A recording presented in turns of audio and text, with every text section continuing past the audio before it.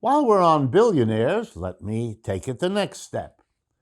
People have asked me, because there have been some press reports, how have the billionaires been doing while the rest of us go through the COVID pandemic and the worst bout of unemployment literally in a century? Last count, 42 million people have been thrown out of work, etc., etc. How did the U.S. billionaires do? Here's the report. Between March 18th, these are the dates that I have for, March 18th and May 19th, so exactly the 2 key months of this pandemic so far, the total net worth of the 600 plus billionaires that we have in the United States rose, ready?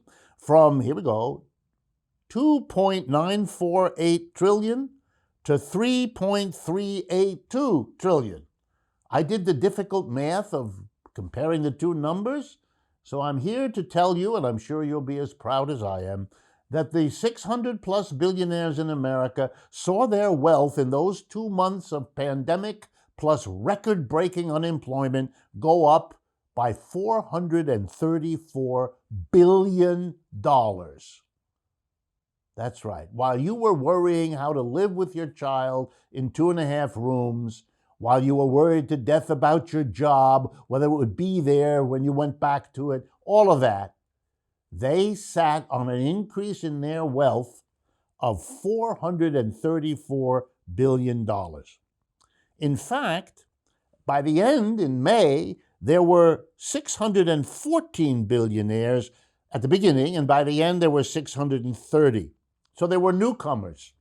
And one of them, I'm mentioning only because you might be interested, was Kanye West, who came in at $1.3 billion. He was a billionaire at the end of the pandemic, just not at the beginning. And of course, he was one of the most modest billionaires. There are those who have much, much more than he does. 42 million people unemployed and 630 billionaires becoming much, much richer. If those people had to pay a tax on how they gained during the national emergency we're living through, they would still be the 600 richest people in this country, but we would have $500 billion to use for the testing, for the space, creating the safe distancing, all the rest that we need as a nation. But we don't have what we need, the vast majority. So 600 billionaires could become even richer than they already were.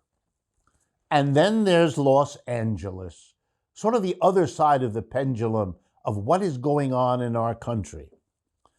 Last Friday, Los Angeles released its annual homeless count. So here are the results.